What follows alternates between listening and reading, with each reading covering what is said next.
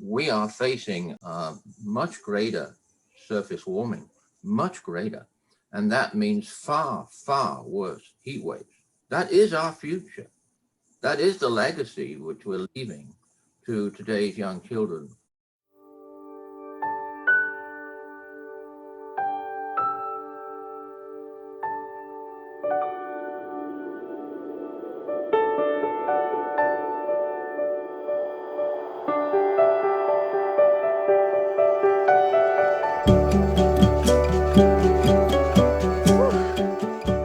It is hot in here, and I have a feeling it's going to be getting hotter. Hello, everyone. I'm Regina, and welcome to the Climate Emergency Forum. Today on tap, heat waves. How hot is it now? How much hotter has it gotten? And how much hotter will it be? What will this mean for all of us? And when I say all of us, I do mean all of us, including non-human animals as well. So, we've seen a lot of changes, probably a lot of it you've seen anecdotally just by yourselves. But what are some of the real changes we've seen in terms of heat that's been caused by anthropogenic climate change?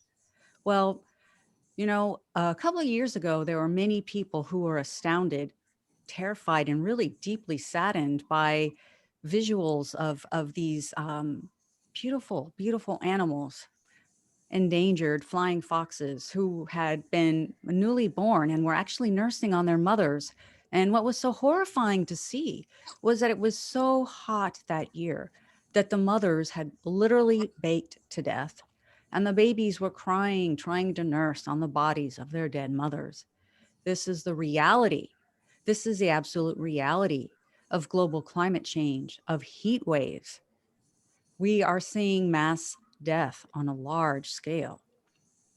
We can't deny it. We're not just seeing mass death, but we're also seeing eco-migration. People speak about, well, what is it going to be like, with the Middle East and North Africa and 20 years from now? We're seeing it now. We're seeing it. I'm speaking to you from the northeastern part of the United States. And, as many of you know who are watching the news here in April of 2021, well, really, since we have elected a new president, the number of eco-migrants coming from Central America, namely the Northern Triangle, has increased tremendously. Well, why is this? When it gets to a certain temperature, crops can't grow. There are various temperatures for various types of food crops. Really, the highest level that any food can be grown at is up at around 86 degrees Fahrenheit. Now, I'm going to defer to the others on the panel to correct me if I'm wrong. However, when it gets too hot to grow food, what are people supposed to do? What is happening in the Northern Triangle is happening on the globe. What has happened there? It's a trifecta of global climate change. Too much heat, not enough rain. And then, of course, we have the social factors that we can always count on, which is disruption due to the history of America's messing around in Central America. So it's really, really quite terrifying. And people are blaming these socio-political things on bad people. But what it is the world is changing because we have changed it. There was a terrible hurricane that hit Honduras. As a matter of fact, there were two hurricanes, and they were incredibly, incredibly strong. So a bad situation and a very prolonged drought had been made worse by these ever strengthening hurricanes. So what lies in our future with this increasing heat is something that we have to prepare for, because unless we do, well, I used to teach in Brooklyn, and the principal used to tell the children, if you fail to prepare, you must prepare to fail. And I think that applies here as well. And Peter, I'd like to hear what you have to say in terms of this increasing heat that we're experiencing.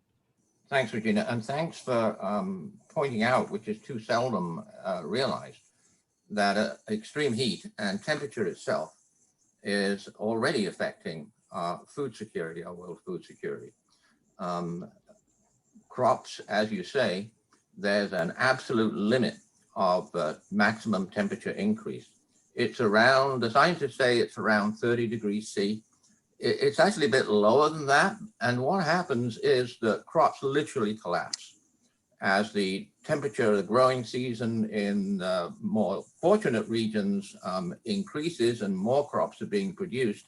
When the temperature gets to this particular threshold, whether it's the maximum on the summer temperatures or whether it's a heat wave, which we've had many disastrous examples of, crops fail. We've already had this crop failure from heat waves many years ago, right across Europe, people may remember.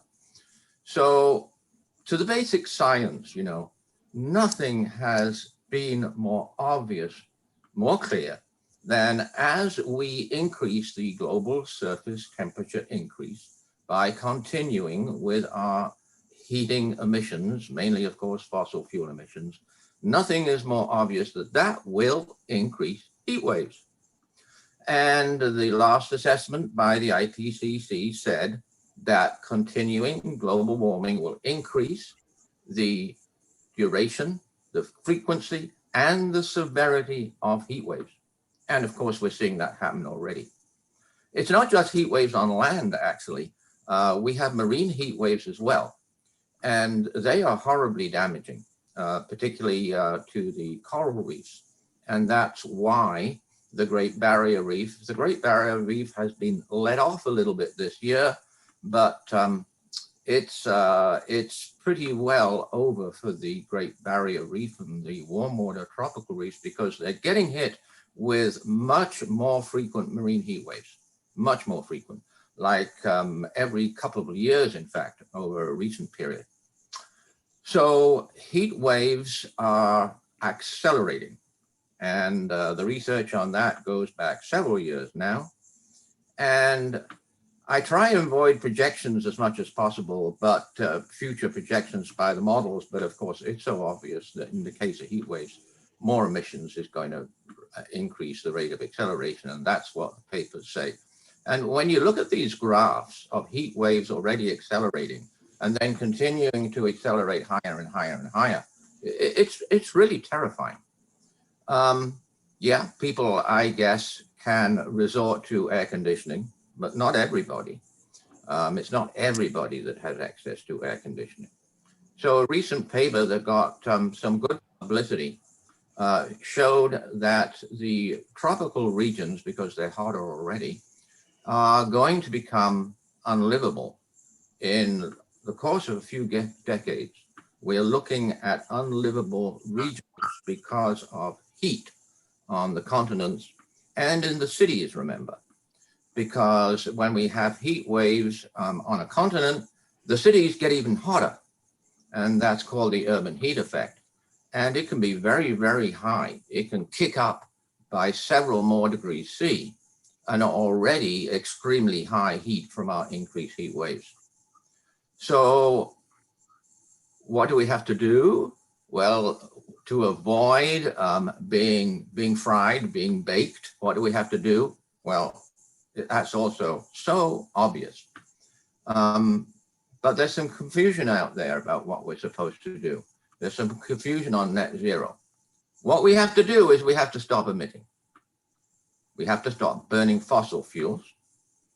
And to do that, the government simply have to stop subsidizing fossil fuels, and they have to put a pollution price on carbon. So I'm pointing this out because what's going on here is that our governments who are resisting doing either of these things, they are condemning us to a heat impossible planet. It's not just more forest fires. It's more of these devastating heat waves. So I hope that we can get the message out to people that heat waves is one heck of a massive climate change emergency. And yes, Virginia, for all of us, thank you for mentioning that. For all the other creatures who have already suffered horribly from these extreme heat waves. Thank you so much, Peter. And you brought up so many different topics. It's hard to comment on one. And it's true, all living beings are suffering because of the actions of a few. I mean, if you look at it, we make up the practically the minority of living beings on the planet. However, we are shrinking, um, hundreds of thousands of species number. So eventually, like many locusts, we will perhaps be the majority to our detriment. Well, I really like what you brought up, that the heat is not affecting just land, but also the oceans. However, I have to say it was really difficult to hear about the barrier reef and it disappearing. And just wondering quickly, so if the barrier reef disappears, what happens to all of the organisms that live in and around it? Oh, it's a marine catastrophe, Regina, because 25% of marine life depends on various stages of life on the warm water tropical reefs, particularly, of course, the Great Barrier Reef, because that is so huge. That is a jewel, absolute jewel, visible from space, the largest life form, because it's one complete life form. It's absolutely amazing. It's a brilliant piece of Mother Nature's work. And it's just astounding that people aren't rising up and demanding that the Great Barrier Reef is saved by governments doing things to stop emissions. Well, thank you on that, Peter. And I'm wondering, Paul, do you have any better news for us? Um, I have a few things to talk about for this topic. Um, as we know, heat waves are becoming much more extreme, and they're lasting for much longer durations. And they're also happening much more frequent. So they're just, a subset of a broader extreme weather increase. So, we're getting increases in the frequency, severity, and duration of extreme weather events, whether they be, heat waves or, or even some colder events. And I'll just refer to what's been happening in Europe in the last few weeks. So the last week of March, they had a heat wave. They set record temperatures for that time of year. There was widespread heat over the entire, pretty much extended all over Europe. They reached temperatures close to 23, 24, 25 Celsius. And this is for March. This is exceptionally warm. So a lot of the buds came out and, things started to bloom. The vegetation started to bloom.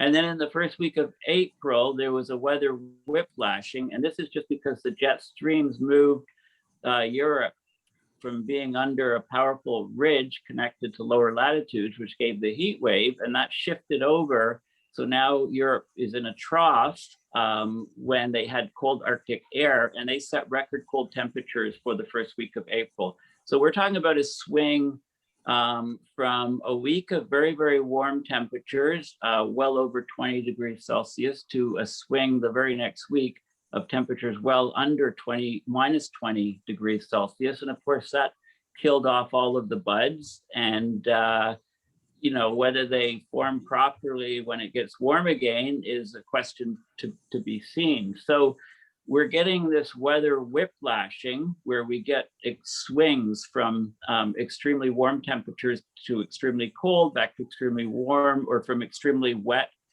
rainy conditions causing floods, then to very, very dry conditions where there's record drought. So, of course, drought is associated with heat waves. We need to also consider the precipitation patterns when there's heat waves.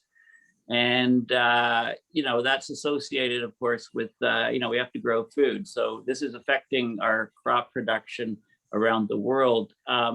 Now, in areas of the tropics where the heat waves are exceptionally bad, you need to consider something called wet bulb temperature. So if you're in the Middle East and you live near the Red Sea or the Arabian Gulf, and the temperatures, you're in heat waves, then when the sea surface temperature reaches if it was to reach 35 degrees C in an expansive area, then that would give a wet bulb temperature of 35, which is 100% humidity, 35 Celsius. And people would not be able to work outdoors. In fact, if you were just outside in the shade, after about 6 to 8 hours, you get heat exhaustion, and then you get heat stroke after that. And the risk of you dying is extremely high. Often in the summers, parts of the Arabian Gulf sea surface temperature are already pushing 33 and a half degrees Celsius. So another couple degrees and those areas will become quite uninhabitable.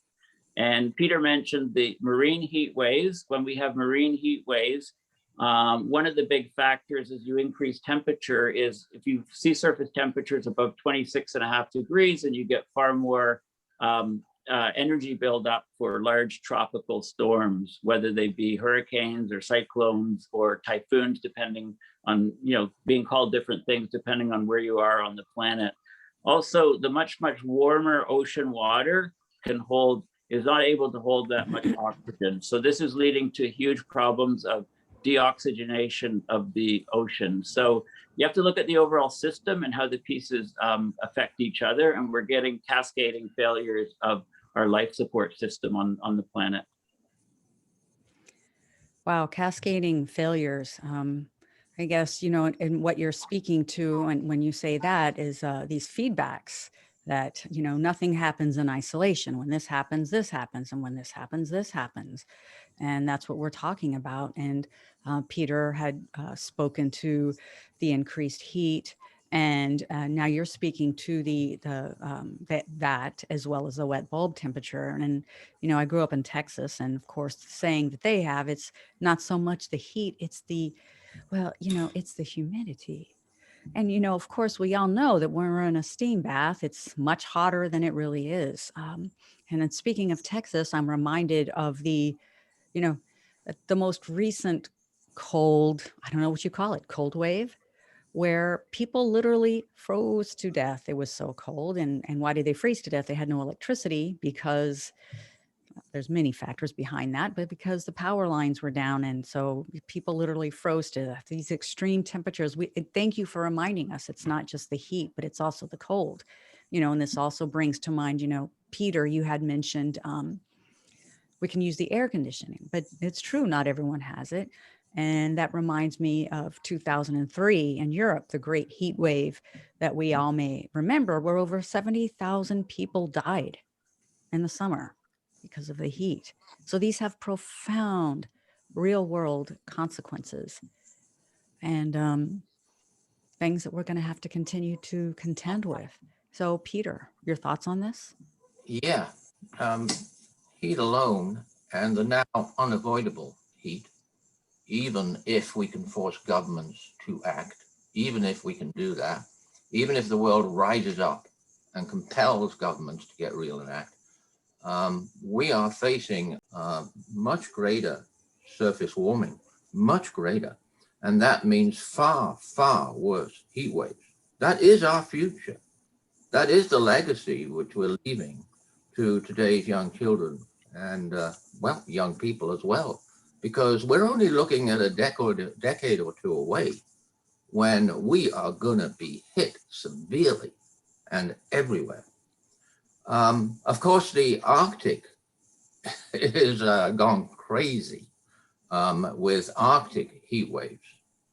And this was predictable. The Northern Hemisphere, we all knew was going to warm faster, and we all knew the Arctic was going to warm fastest of all. But my God, we have fires in the Arctic, which has never happened before. Tundra fires, fires in Scandinavian Arctic. And in the wintertime, absolutely insane Arctic temperatures, which are so high they're hard to believe. And this is a planet killer because of all the Arctic carbon. The Arctic contains a massive amount of carbon until very recently, safely frozen and cooled. As we get Arctic heat waves, that permafrost, this temperature is increasing and it is accelerating, particularly in Siberia.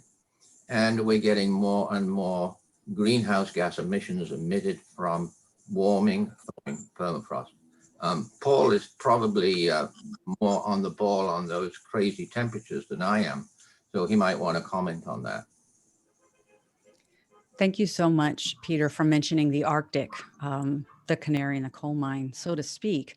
And for those of you who are really interested in what's going on in the Arctic, we have a video, and we'll link it in the description, called Cryosphere in Crisis, that discusses so much of what is happening in the Arctic and all of the effects that that will have. So Paul, did you want to address the thought that Peter brought to you? Yes. So the heat waves are, of course, stressing the entire ecosystems on the planet. And there's lots of these feedbacks or cascading or spin-on effects. So as we warm the surface of the oceans more and more, then of course warm water is lighter than colder water, and that water that's warmed on the surface has much less vertical mixing with water down below. And that's important for a number of factors, because that so-called ocean stratification, reducing vertical mixing, means that the oxygen that mixes with the water at the surface does not mix and go down to deeper depths. So so many of the species just under the surface are lacking oxygen, and of course that's very detrimental to the entire food web. And the much warmer temperatures at the surface is impacting the amount of photosynthesis that can be done by the phytoplankton, which are all in near the surface because they need the sunlight they're just plants and they need the sunlight, and they put oxygen into the water through their, as a byproduct of photosynthesis, and there's a lot less phytoplankton and a lot less. So we have these big dead zones that are in the ocean, and we've mentioned how parts of the land become totally uninhabitable. And of course, the soils on the land get baked in these heat waves. And then when it does rain, the water hardly will infiltrate into the soils because it's packed too solid. So there's all kinds of spin-off effects. So as Regina mentioned in the introduction, the heat waves that we're experiencing around the planet are also, of course, being experienced by plants and animals in our ecosystems, and people are able to go indoors if they have air conditioning when there's heat waves. But think of the animals and plants that are just outside.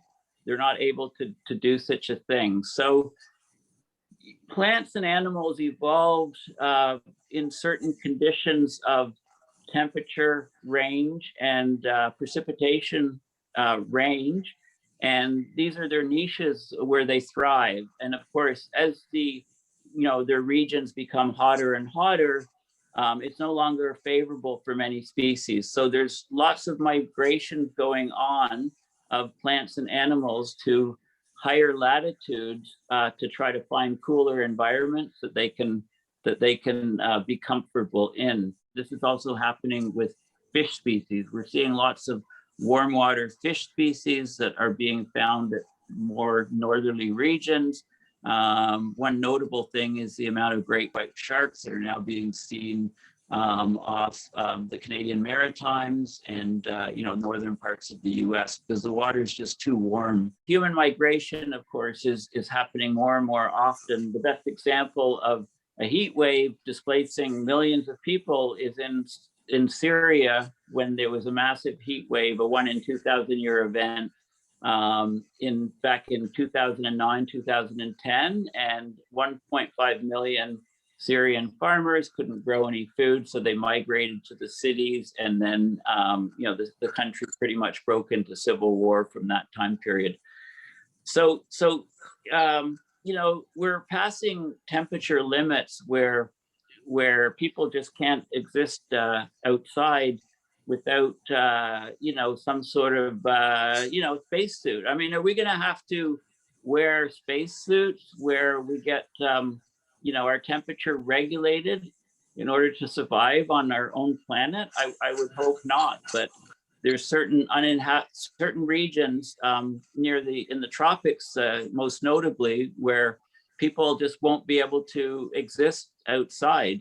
You know, they'll die of the heat exhaustion and heat stroke, and you know, the planet just will not be able to support them outside without artificial spacesuits. So, you know, I don't know. I, for one, really don't look forward to, you know, a planet where you can't go outside. You need to have life support systems, because we've destroyed the natural life support systems of the planet.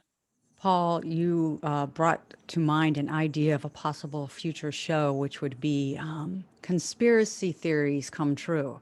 You know, a lot of people have rumored that, you know, this flight, this newest race to space is because we've destroyed this planet, can no longer live on it. So perhaps we'll find another one to conquer. What a grim thought. And I, for one, would not want to use spacesuits, and neither would Tony, to have to live on, to have to live He's on looking Earth. very worried. Yes, he Yeah. is. And as he is, we should all be. So I want to thank everyone for joining us today. And I'd like to just bring one thought to you, which would be word of the day, feedbacks.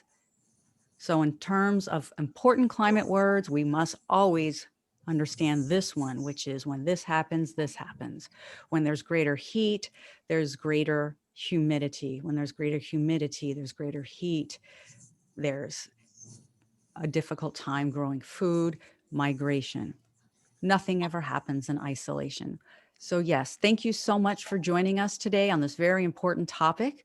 We have many other videos for you to view if you so like, and if you find them informative, please like this video and subscribe. It helps us with our analytics and for more people to see what we're doing here at the Climate Emergency Forum. So thank you all so very much. Stay safe.